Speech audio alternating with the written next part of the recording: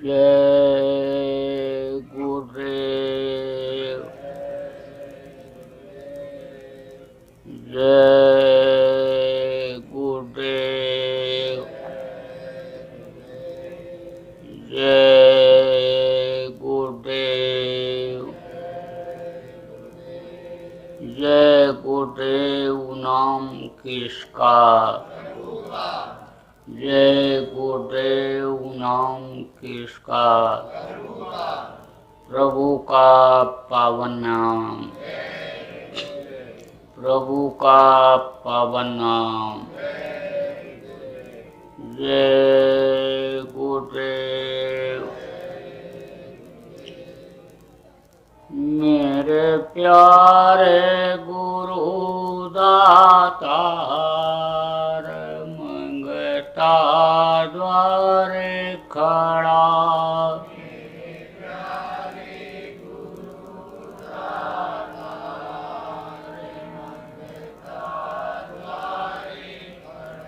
मेरा पुकार पुकार मेहर कर देखो जरा।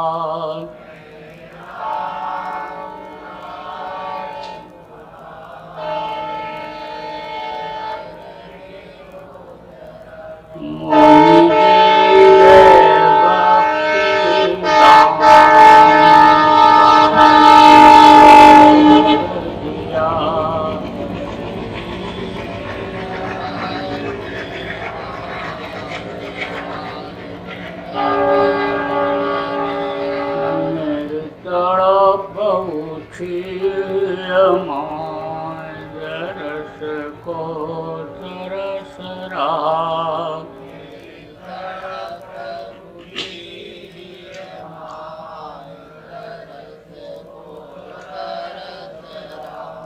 बरसाओ घटाया पार, प्रेम रंग दीजे बा।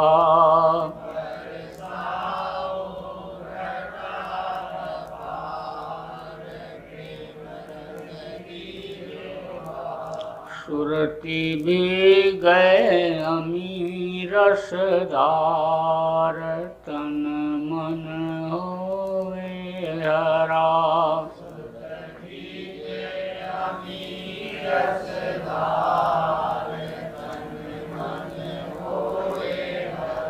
मेरा जीवन सफल हो जाए, तुम गुण गाऊं सदा। मेरा जीवन सफल हो जाए, तुम गुण गाऊं सदा। मैं नीचय धम नकार, तुम्हारे द्वारे पड़ा।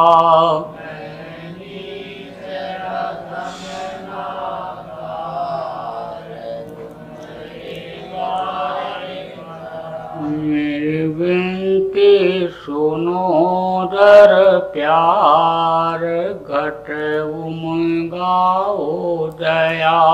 मेरी विनती सुनो दर प्यार, घट उमगाओ दया। स्वामी जी पिता हमार, जल्दी पार किया। स्वामी जी पिता हमार, जल्दी पार किया। जय गुरुदेव स्वामी पिता हमार, जल्दी पार करो। जय गुरुदेव स्वामी पिता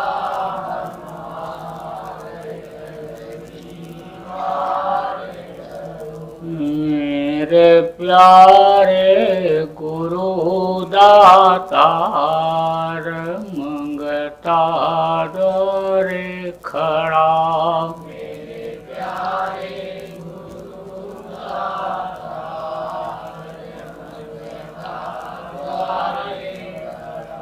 मेरा पुकार पुकार मेहर कर दे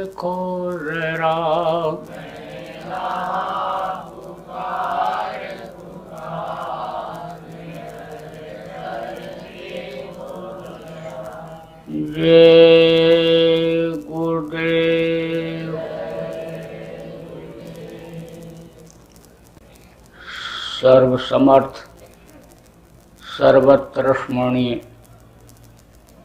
परम पूज्य गुरु जी महाराज, उपस्थित सभी सत्संगी धर्म प्रेमी बच्चे एवं बच्चियों, गुरु महाराज की अपार दया मेहर हुई और आज 27 जनवरी 2018 को ईरोड तमिलनाडु के आप प्रेमियों का सत्संग के माध्यम से दर्शन का अवसर मिला। जब उस मालिक की दया कृपा मेहरबानी होती है तब ऐसे अवसर जीवन में मिलते हैं कि सत्संग की कुछ बातें कहीं और सुनी जाती हैं। और इस समय पर विशेष रूप से कलयुग में, पहले के समय में ऐसा नहीं था। पहले के समय में जगह जगह पर सत्संग का कार्यक्रम आयोजित होता रहता था, लोग सुनते थे, सुनवाते थे। जब सत्संग लोगों को मिलता था तो लोगों को हर तरह की जानकारी रहती थी। कथा भागवत प्रवचन तो आज भी जगह जगह पर हो रहा है, लेकिन उससे लोगों के अंदर सुधार नहीं आ रहा है। जब तक खान पान लोगों का सही नहीं होता है, विचार भावनाएं सही नहीं होती हैं, तब तक कितना भी कोई प्रवचन सुन ले, कथा भागवत सुन ले, कितना तीर्थ कर ले, व्रत रह ले, अनुष्ठान कर ले, लेकिन फायदा नहीं हो पाता है। सुख नहीं मिलता, शांति नहीं मिलती, बीमारी दूर नहीं होती, लड़ाई झगड़ा खत्म नहीं होता। जो मनुष्य शरीर पाने का लक्ष्य उद्देश्य है, जन्म मरण से छुटकारा पाने का, वो पूरा नहीं हो पाता है। लेकिन जब सत्संग मिलता है तो लोगों का खान पान भी सुधरता है, विचार भावना भी सुधरती है, आत्मा परमात्मा का भेद भी मालूम होता है, कुदरत का नियम भी मालूम होता है। और जब कुदरत के प्रकृति के नियम के अनुकूल लोग काम करते हैं तो कुदरत की बनाई हुई चीज़ें ऐसे शरीर को स्वस्थ रखने के लिए, शरीर को चलाने के लिए कुदरत दे दिया करती है। देखो, यह संसार, ये दुनिया जो बाहरी आँखों से हमको आपको दिखाई पड़ रही है, ये एक दिन यानी हमसे आपसे छूट जाएगी। जितनी भी चीज़ें आप इन आँखों से देखते हो, ये सब परिवर्तनशील है। परिवर्तनशील का मतलब ये होता है बदलते रहना। जो कल था आज नहीं, आज है कल नहीं रहेगा, कल है वो परसों नहीं रहेगा। बदलाव इसमें होता रहता है। बचपना था, बचपना से जवानी आई, जवानी से बुढ़ापा आई, और बुढ़ापा के बाद कितने लोग इस दुनिया संसार से चले गए। जिस ज़मीन को आप अपना मान करके उसकी जुताई करते हो, जिस मकान में आप रहते हो, जिस दुकान के मालिक आप बने बैठे हुए हो, इसी मकान, इसी दुकान और इसी ज़मीन के मालिक बहुत से लोगों के बाप दादा भी रहे। लेकिन वो इसी को अपना मान करके और उसी में उन्होंने समय अपना, यानी जो सांसों की पूंजी थी, यानी वो उन्होंने ख़त्म कर दिया। अब आपको दुकान और दफ्तर और ये ज़मीन खेती का काम करते हुए कुछ अपना भी काम बनाने का मौका मिल रहा है। अब अपना काम क्या है और पराया काम क्या है? मकान लोग बनाते हैं दूसरे के लिए कह करके नहीं, अपने लिए कह करके कि मेरा मकान बन रहा है, और अच्छा से अच्छा सामान उसमें ला करके रखते हैं। गृह प्रवेश किया, पूरी मिठाई बांटे, खाए, खिलाए और रहने भी लग गए। लेकिन सांस जैसे पूरा हुआ तैसे ही अन्य लोग उससे बाहर निकाल देते हैं। और इस शरीर को लोग मिट्टी कहने लगते हैं। आप इतने आदमी बैठे हुए हो, अभी किसी के शरीर के ऊपर हाथ रख करके कहो कि यह तुम्हारा मिट्टी है, तो कहेगा नालायक कहीं के, मिट्टी बता रहा है। ये हीरा जैसी काया, देव दुर्लभ शरीर, इसको ये मिट्टी बता रहा है। मोतियाबिंद हो गया आँख में, दिखाई नहीं पड़ता है, लेकिन सांस पूरा होने के बाद, शरीर छूटने के बाद इस शरीर को लोग मिट्टी ही कहते हैं और कहते हैं ले जाओ इसको जलाओ, बस इसको जला करके राख कर देते हैं। अब वो घर जो बनाया उस घर में कौन रहेगा? दूसरे लोग रहेंगे। लड़का लायक हुआ लड़का रहेगा, और अगर लड़के पर आपने ध्यान नहीं दिया, लड़का बिगड़ गया, नालायक निकल गया, तो उसको बेच देगा, उसमें दूसरे लोग रहेंगे। अब आप सोचो कि आप अपने लिए घर बना रहे हो कि दूसरे के लिए बना रहे हो। रुपया पैसा आप इकट्ठा करते हो, मेरे काम आएगा, लेकिन काम किसी के आता किसी के नहीं आता। जो मेहनत और ईमानदारी की कमाई करता है, मेहनत और ईमानदारी की कमाई करके लाता है, अन्य समझो कि उसको अन्य तो कोई लाभ भी मिल जाता है, लेकिन जो लूट करके पाट करके मार करके लाए और बैंकों में जमा कर दिया, अन्य समझ लो कि बता भी बहुत से लोग नहीं पाए कि हमारा रुपया वहाँ जमा है। विदेशों में लोग ले गए हिंदुस्तान से रुपया और जमा कर दिया और बताए भी नहीं किसी को कि पोल खुल जाएगा, और ये सोचने लगे कि अभी तो हमारी उम्र पड़ी हुई है, अभी हम कहीं दुनिया संसार से जा सकते हैं। लेकिन कामोत बिक्री पाहुना और पड़ी अचानक धाय, आने समझ लो मेहमान कब आ जाए कहा गया कि कोई ठिकाना नहीं है, और ग्राहक कब आ जाए दुकान पर इसका भी उसको पता नहीं रहता है, दुकानदार को, व्यापारी को, और मौत कब आ जाए। तो अब तो पहले जैसा समय रहा नहीं कि बाप के सामने लड़का मर जाता था तो राजा से पूछताछ होती थी कि बाप बैठा है और लड़का ख़त्म क्यों हो गया। इस वक्त पर तो आदमी घर से निकले कोई गारंटी है ही नहीं कि 2 घंटे के बाद ठीक ठाक वापस आ जाएगा। तो अब आप ये समझो कि समय पूरा हो गया, मार दिया गया, मर गया, काट दिया किसी ने, उड़ा दिया किसी ने। हाँ, वो रुपया पैसा जो रखा था ये मेरा है, मेरे काम आएगा, वो उसी बैंक का हो गया, उसी देश का हो गया। तो अब आप ये समझो कि ये एक नादानी है, अज्ञानता है कि हम रुपया पैसा इकट्ठा कर लें, धन दौलत इकट्ठा कर लें, ये मेरे काम आएगा। ये कोई काम आपके आने वाला नहीं है। उतना ही आपके काम आएगा जितना आप मेहनत और ईमानदारी से लाओगे। आपके शरीर के पालन पोषण में, आपका दिल दिमाग सही रखने में वही धन आपके काम आएगा। जो आपके प्रारब्ध में है, बाकी में है, वही आपके पास आएगा। इधर उधर से जो ले आओगे वो इधर उधर से अन्य सम्मेलों की चला जाएगा। तो जब ये दुनिया का काम पराया काम है, तो आपका काम क्या है? आपका काम यह है कि धाम अपने चलो भाई, पराये देश नहीं फंसना। ये जो देश है ये दूसरे का है, जहाँ पर आप रहते हो ये मृत्यु लोक है।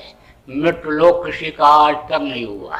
यही कारण है कि देखो एक से एक राजा महाराजा आए, सेठ साहूकार आए, पंडित मुल्ला पुजारी, मठ के मठाधीश, आश्रम के महंत आए, राम जैसे भगवान, कृष्ण जैसे भगवान, कबीर, गोस्वामी, पलटू, नानक, दादू, मीरा जैसे संत आए, लेकिन सबको छोड़ करके जाना पड़ा।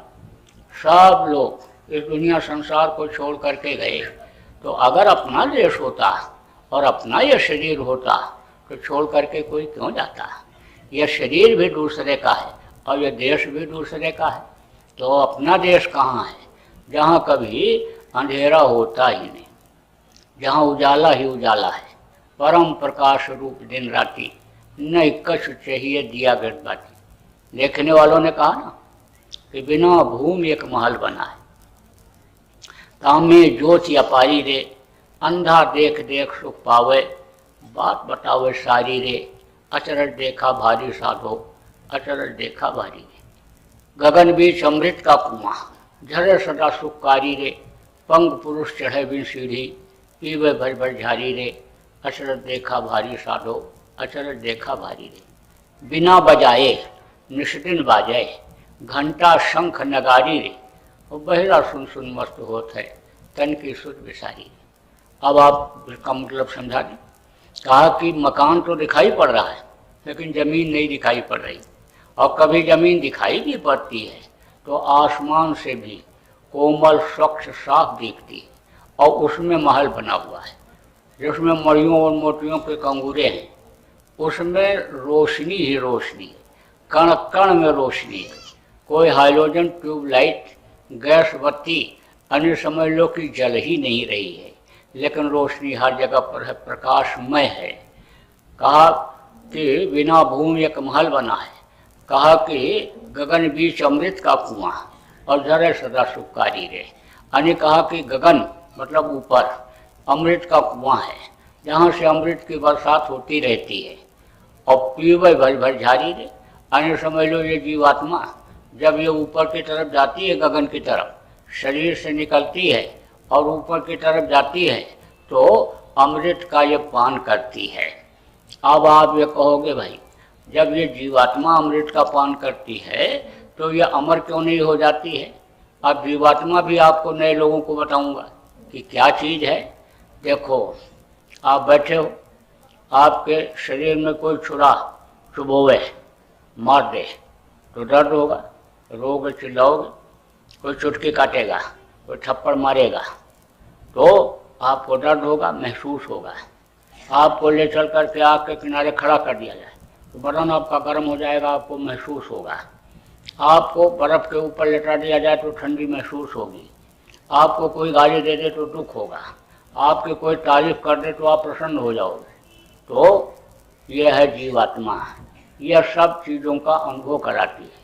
लोग कहते हैं भाई मेरे आत्मा को तकलीफ मत दो, मुझको दुख मत दो, मेरी आत्मा को दुख मत दो। तो दुख सुख, गर्मी ठंडी और जितनी भी चीज़ें हैं ये जीवात्मा ही अनुभव कराती है। तो जीवात्मा जब निकल जाती है तो कुछ ज्ञान रह जाता है, कोई बोध होता है। शरीर को काट दो, अंग अंग काट दो, खुद पता नहीं चलता है। क्यों? क्योंकि जीवात्मा निकल गई, असली चीज़ निकल गई। यानी समझ लो कि जैसे पिंजरे से पंछी उड़ जाए तो पिंजरे की कोई कीमत रह जाती है, ऐसे ही इसकी कोई कीमत नहीं रह जाती। जब ये पंछी, ये जो बोलने वाली शक्ति है, ताकत है जो पूरे शरीर को चलाती है, यह जीवात्मा जब निकल जाती है तो समझ लो कि यानी इसके अंदर कोई हरकत शरीर में नहीं होती है। अब जीवात्मा बैठी कहाँ है और ये जीवात्मा कैसे निकलती है, यह तो मैं अभी थोड़ी देर में आपको बताऊंगा कि कैसे निकलती है और कैसे ये अमृत का पान करती है। लेकिन अब इस चीज़ को बीच में बता देता हूँ कि आपको अगर कोई शंका हो किसी बात की कि भाई अमृत की बरसात जब हो रही है ऊपर से, तो हमारी ये जीवात्मा पी करके अमर क्यों नहीं हो जा रही, तो उसका कारण है। कारण यह है कि वो पीने का रास्ता हो गया बंद। वो समझ लो कि मुंह बंद हो गया, जिससे अमृत नीचे चूता है, गिरता है, जिससे अमृत इसको मिलता है। वो रास्ता अगर खुल जाए तो अब आप ये समझ लो कि अमृत का पान ये करने लग जाए, है ना। जैसे अंग्रेजी पढ़े लिखे आप लोग बच्चे, DOG डॉग, डॉग माने होता है कुत्ता, और उसको पलट के पढ़ो तो GOD गॉड, गॉड माने परमात्मा, गॉड माने भगवान। DOG डॉग, डॉग माने कुत्ता, कुत्ते को कोई ज्ञान नहीं होता। और पलट के पढ़ो तो GOD गॉड, गॉड माने परमात्मा। तो है तो ये परमात्मा की अंश, जीवात्मा परमात्मा की अंश है, लेकिन इसका मुंह इधर नीचे की तरफ हो गया, वो ऊपर का रास्ता हो गया बंद। तो इसको अपना ज्ञान खत्म हो गया, भान खत्म हो गया कि कहाँ पर हमारा देश है, कहाँ हमारा घर है, और कहाँ पर अमृत की बरसात हो रही है, और कहाँ पर ये बाजा बज रहा है, और कहाँ पर हमारा घर है, कहाँ हमारा महल है। ये सब ज्ञान हो गया खत्म। अब जब उधर ये जुड़ जाती है।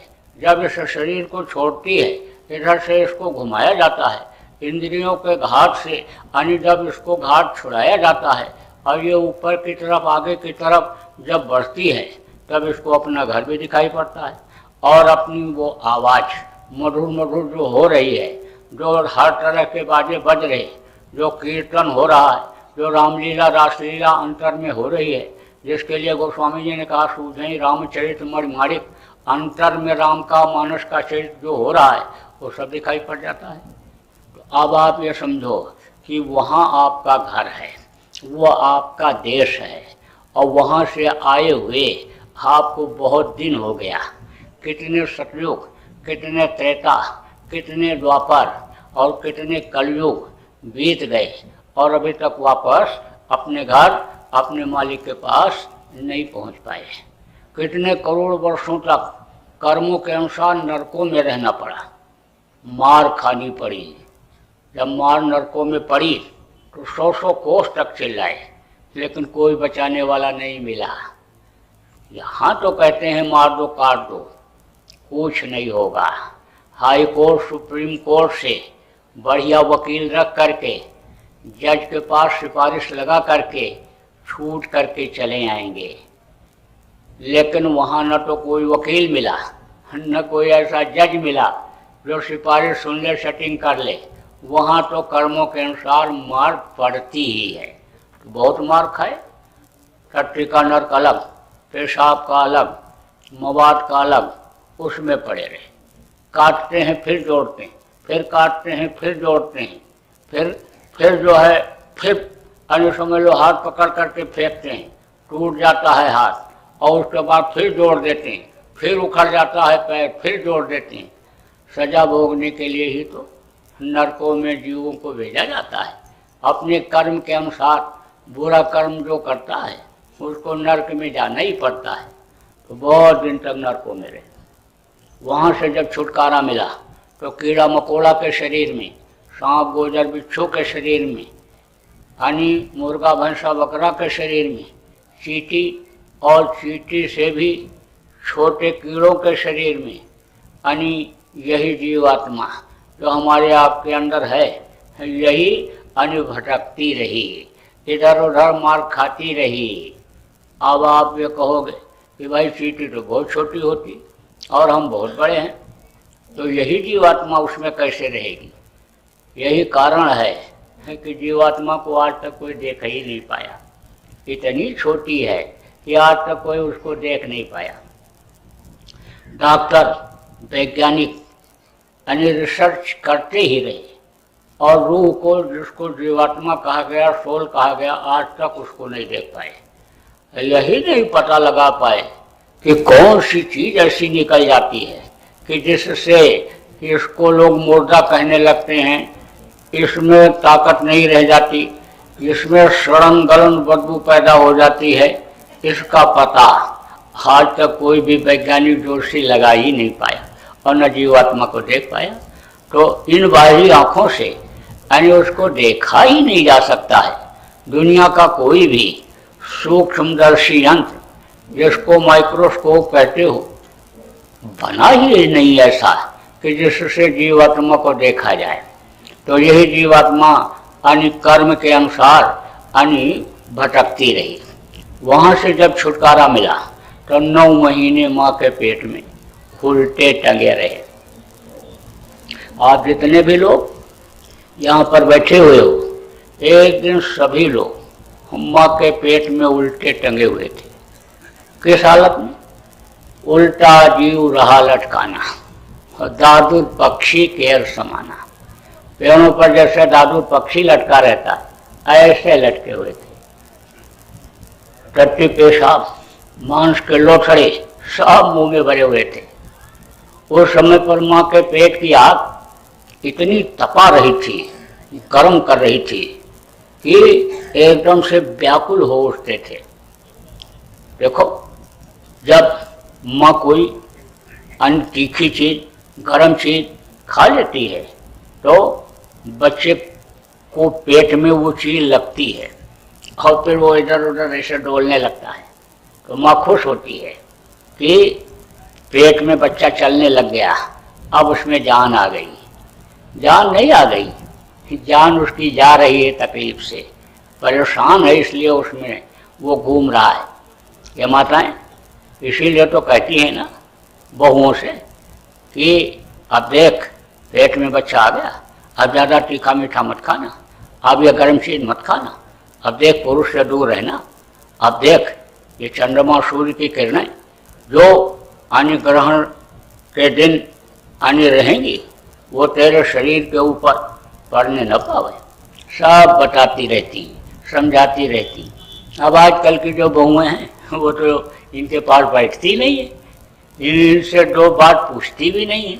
अनुभव बहुत होता है, कोई चाहे कितनी भी पढ़ी लिखी लड़की हो, लेकिन दुनिया का गृहस्थी का उसको उतना अनुभव नहीं होता है जितना अनपढ़ सास को होता है।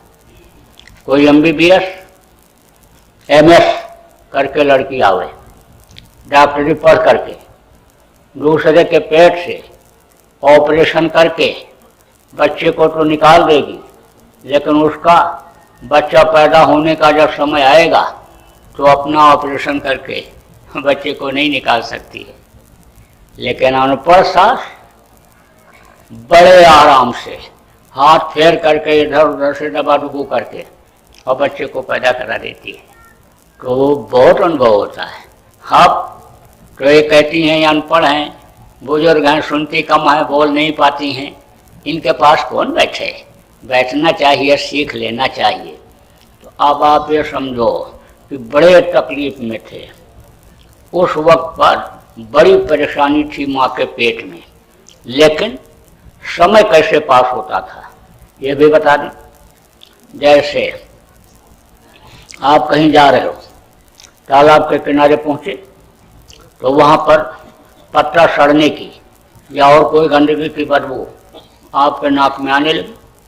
फिर हवा चली और हवा के साथ आनी वो जो कमल खिला रहता है उसकी खुशबू नाक में आ गई है, तो उसको भूल जाते हो, उस चीज़ को भूल जाते हो। कोई बढ़िया दृश्य सीनरी देख लिया उसमें आनी तालाब में, तो उसको देखते रह जाते हो, ये बदबू भूल जाती है। ऐसे 5 महीना 10 दिन का बच्चा जब माँ के पेट में हो जाता है तो ये जो रूह है, जीवात्मा, इसको वो मालिक उसमें डाल देता है। और जब डालता है, जिस रास्ते से डालता है वो रास्ता उस समय पर साफ रहता है, बंद नहीं रहता है, तो बराबर उसी रास्ते से दर्शन होता रहता है, मालिक का दर्शन होता रहता है। और वो आवाज़ मधुर मीठी आवाज़, यानी जिसको वेद वाणी अनहद कहा गया, वो सब सुनाई पड़ता है, तो उसको सुन करके देख करके मस्त रहता है। अब उसी समय माँ के पेट में ही पहले जन्म में कहाँ थे? कीड़ा थे, मकोड़ा थे, सांप थे, गोजर थे, बिच्छू थे, कहाँ थे वो भी दिखाई पड़ता है। चूहा थे, बिल्ली ने मारा, बिल्ली थे, कुत्ते ने नोट डाला, यानी कहाँ थे? मुर्गा थे, काट दिए गए, भैंसा थे, मार दिए गए, ये सब दिखाई पड़ता है। नरकों में जो मार पड़ती है वो भी दिखाई पड़ती है। तब उसको देख करके रोता है कि मेरे से गलती बन गई, और जो गलती किया मनुष्य शरीर में आने के बाद वो भी माँ के पेट में दिखाई पड़ता है कि इस गलती की वजह से हमको ये सजा मिली। तब प्रार्थना करता है मालिक से कि बाहर निकालो, जल्दी करो, बाहर निकालो, बाहर निकल करके हम दिन रात भजन करेंगे। उस समय माँ के पेट में यह भी ज्ञान रहता है कि केवल मनुष्य शरीर में ही ऐसा रास्ता है कि जिससे हम भजन पूजन करके दोबारा नर्क और 84 से छुटकारा पा सकते हैं, जन्म मरण की पीड़ा से छुटकारा पा सकते हैं। माँ के पेट में यह भी ज्ञान रहता है कि जब सद्गुरु मिलेंगे, सच्चे गुरु, समर्थ गुरु मिलेंगे और वो रास्ता बताएंगे, तभी हमारा उद्धार कल्याण हो सकता है। तो दिन रात प्रार्थना करता है, अब प्रभु कृपा करो यही भांति, और सब तज भजन करो दिन रात। सब कुछ तज करके दिन रात भजन करूँगा। या प्रभु अब आपको भूलूंगा नहीं, बिल्कुल नहीं भूलूंगा, बराबर याद करता रहूँगा। तो मुसीबत में जब थे तब तो वही याद किया, अब मुसीबत जब खत्म हो जाती है तब भूल जाते हैं। एक आदमी था तो देखा खजूर बहुत बढ़िया लगा है, तो खजूर के पेड़ के ऊपर चढ़ गया धीरे धीरे, खजूर देखते देखते चढ़ गया ऊपर। जब पहुंचा तो खूब भरपेट खजूर खाया। अब जब नीचे देखा तो डर गया, उतरने के लिए उतरे कैसे, चढ़ता तो चला गया उसी में देखता, लेकिन जब उतरने को हुआ तो डर गया। तो हनुमान जी का भगत था तो कहा, या हनुमान जी, हम नीचे अगर उतर जाएं तो 100 लड्डू आपको चढ़ाएंगे। अब धीरे धीरे धीरे धीरे पावर बढ़ा, विश्वास होता है ना, विश्वास फलदायी कम, आदमी को विश्वास हो जाए तो वही फलदायी हो जाता है। देखो हनुमान जी की मूर्ति ये कौन बनाता है, आदमी बनाते हैं। हनुमान जी को देखा भी नहीं, दुर्गा जी को देखा भी नहीं, राम भगवान को, कृष्ण भगवान को देखा भी नहीं, लेकिन पत्थर काट करके मूर्ति बना दिया, स्थापित कर दिया और मान्यता दे दिया कि यह भगवान है। अब उनके सामने लोग फूल पत्ती चढ़ा करके और प्रार्थना करके विश्वास के साथ यानी अच्छा काम करते हैं तो अच्छे काम का फल मिल जाता है। कहते भाई मंदिर में जाते हो, पूजा पाठ करते हो, है तो झूठ मत बोलो, बेईमानी मत करो, चोरी मत करो, किसी का दिल मत दुखाओ, यह सब उपदेश पहले बहुत होता था। अब तो मंदिरों में लोग जाते हैं तो कहते हैं भाई बिजनेस में कैसे फायदा हो, सरसों क्या भाव है, इसको कहाँ बेचा जाए, मूंगफली कहाँ बेचा जाए। अब जाते हैं तो सब बिजनेस संबंधी, नौकरी से संबंधित बात करते हैं। पहले ऐसा नहीं था, उपदेशात्मक बातें होती थी, लेकिन अन्य समय लोग के विश्वास, अन्य आदमी का मोटी बात समझो कि फलदायी हो जाता है। तो विश्वास के साथ उतरने लगा। जब आधी दूर उतरा तो कहा अब तो आधी दूर उतर जाए, अब तो 50 ही चढ़ाएंगे, 50 ही लड्डू चढ़ाएंगे। फिर उतरा थोड़ी दूर, कहा 25 चढ़ाऊँगा। अब जब और नज़दीक आया कहा तो 5 लड्डू में ही काम हो जाएगा। अब जब जमीन में यानी उतर आया तब कहता है अब न कभी चढ़ेंगे और न कभी चढ़ाएंगे, अब कुछ नहीं। तो वहाँ जब और वादा किया, लेकिन यहाँ वादा खिलाफी हो रही है। बाहर निकलने के बाद वो वादा भूल गया। अब उसका कारण क्या रहा, कारण यह भी रहा कि दर्शन होना हो गया बंद। जब माँ के पेट से बाहर निकले तो मालिक का दर्शन हो गया बंद। तभी तो देखो बच्चा कितना तेज चिल्लाता है, कहाँ कहाँ कहाँ कहाँ कहाँ पहुँच गए। वो जो आवाज़ सुनाई पड़ रही थी बंद हो गई, दर्शन होना बंद हो गया। तब रोया, कहाँ कहाँ पहुँच गए। अब बच्चे का इशारा कोई समझ पाता है, बच्चे का इशारा कोई नहीं समझ पाता। आदमी का इशारा आदमी समझ लेता है। किसी के सामने ऐसे हाथ करो तो कहेगा प्यासा है पानी पिला दो, ऐसे ऐसे करो, भाषा न समझो लेकिन ऐसे ऐसे करो तो कहेगा भूखा है इसको रोटी खिला दो। लेकिन बच्चे के हाथ पैर का इशारा, रोने का इशारा कोई समझ नहीं पाता है। बस ले जाते हैं लोग, इंजेक्शन लगवा देते हैं चुप करने के लिए। नींद का इंजेक्शन डॉक्टर लगा करके और सिस्टम को बिगाड़ देता है। शरीर का जो प्राकृतिक सिस्टम है विकास का, उसमें रुकावट आ जाती। अब आप ये समझो कि यानी दूसरा कारण क्या है रोने का, भी बता दें। आज तक कोई बच्चा बताओ कि चड्डी बनियान पहनकर पैदा हुआ? कोई नहीं, सब नंगे पैदा होते। कहते ना कि नंगे पैदा हुए हो और नंगे करके भेज दिए जाओ। कोई कितना बड़ा आदमी क्यों न हो, राजा महाराजा, लेकिन ताज लगा करके और सोने चांदी का कपड़ा पहना करके जो पहले पहनता था उसको पहना करके शमशान भेजते हैं, सब उतरवा लेते हैं। कोई कैसा भी हो, नंगे पैदा होते कहा ना, और नंगे भेज दिए जाते हैं। अब ये जरूर है कि पैदा जब होते हैं तब तो मुट्ठी बंधी रहती है, लेकिन जाते समय वो भी खुल जाती है। दुनिया से जाते समय हाथ फैला करके ही जाना पड़ता है। आए थे तब तो सब लेकर आए, क्या लेकर के आए? 4 पदार्थ का तलता के, अर्थ धर्म काम मोक्ष सब लेकर के आए, लेकिन जाते समय सब यही छोड़ गए, कुछ नहीं ले गए। तो अब आप ये समझो मोटी बात कि बाहर निकलते ही वादा भूल जाता है। रोते हुए कहते हैं ना पैदा हुए, और रोते हुए जिंदगी बिता देते हैं, रोते रोते चले जाते हैं। पैदा हुए तब रोए, दूध नहीं मिला तब रोए, स्कूल जाने को हुआ तब रोए, पढ़ लिख लिया नौकरी नहीं मिली तब रोए, शादी नहीं हुई तब रोए, शादी हो गई तो रो रहे, लड़का नहीं पैदा हुआ तो रोए, और कई लड़के पैदा हो गए तो रो रहे। ये भी बता दूं कैसे।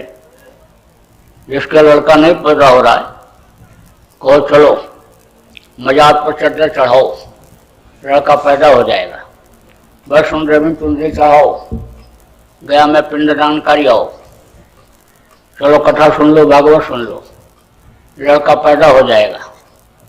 सब करता है, तब भी नहीं हुआ। तो कोई ऐसा भी मिल जाएगा जो मांसाहारी है, जबान का चट्टू है, वो तो कहेगा बकरा काट करके काली माता के मूर्ति के सामने चढ़ा दो। खाने के चक्कर में आने समझ लो चढ़वाता है, खाने के चक्कर में तो चढ़वाते हैं कि यहाँ पर मिठाई लाओ, यहाँ पर फूल लाओ, यहाँ पर लाओ, यहाँ फल चढ़ाओ, यहाँ ये करो। देवता अभी खाने लग जाएं तो बहुत से लोग अभी देवताओं के पास चढ़ाना ही बंद कर दें। कहाँ इतना सा प्रसाद मिलेगा, बाकी सब हम खा जाएंगे। तो अभी जो 10 रुपये प्रसाद ले जाते हैं, 2 रुपया 1 रुपये का ले जाएंगे, कहेंगे सब देवता खा जाएंगे, हमारे लिए तो बचेगा नहीं। देवता अभी बोलने लग जाएं कि हमारे सामने तुम मांस खा करके, शराब पी करके, चोरी डकैती करके नहीं आओगे, और आओगे तो देखो ये तलवार काट डालेंगे। तो अभी बहुत से लोग जाना बंद कर रहे हैं। तो मूर्तियाँ बनाते हैं। अभी आते समय भी हमने रास्ते में देखा, ओ हनुमान जी की विशाल काय मूर्ति, पूछो तो कहते हैं हमने बनाया। 120 फुट, 110 फुट, 100 फुट मूर्ति हनुमान जी की हमने बनाया।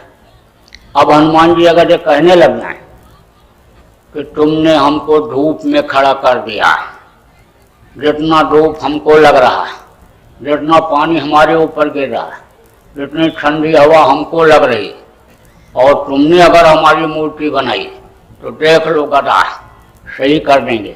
तो कोई बनाएगा? वो तो बस ऐसे देवता को मानते हैं, न आने समय लोग बोले न डोले, बस मुर्गा काट करके, बकरा काट करके और देवी के मूर्ति के सामने चढ़ा देते हैं। बहुत से लोग दूसरे बच्चे का सिर काट करके, कितना बड़ा पाप है, जघन्य अपराध है। कभी ऐसा नहीं करना चाहिए, और कभी किसी को राय भी नहीं देना चाहिए। देखो प्रारब्ध बड़ी चीज होती है, प्रारब्ध में जो चीज होती है वो मिलती है। प्रारब्ध से बाहर कोई भी चीज आज तक न किसी को मिली और न मिलती है। लेकिन मिलती किसको है? भगत को मिलती है, जो भक्त होते हैं। भक्ति कर नहीं पाते, किसी की भी भक्ति हो तो उसकी जिसकी भक्ति करोगे वो अपने ताकत के हिसाब से आपको फल देगा। अब ये जरूर है कि उसके पास जो चीज होगी वही देगा, उसकी जो ताकत होगी वही वो देगा। दुनिया की देने वाली चीजों को अन्य समझ लो आप मांगोगे, उसकी भक्ति करोगे और उसके आश्रित है तो वो दे देगा। और दुनिया से परे की चीज अन्य अगर वो दे सकता है, उसकी भक्ति करोगे तो दुनिया से परे की भी चीज दे देगा। जैसे ये मृत्यु लोक है, ऐसे ही ऊपर में सूर्य लोक, चंद्र लोक, अन्य समय लोक की स्वर्ग लोक, वैकुंठ लोक, ब्रह्म लोक, पार ब्रह्म लोक, काल महाकाल लोक, सतलोक, अलख लोक, अगम लोक, अनामी लोक, बहुत से लोक हैं। अब जिसकी जहाँ तक की पहुँच होगी, जहाँ तक का जिसका आना जाना होगा, वहाँ तक का आपको पहुँचाएगा, वहाँ तक की चीज आपको देगा। लेकिन भक्ति जब हो जाती है तब वो चीज मिल जाती है।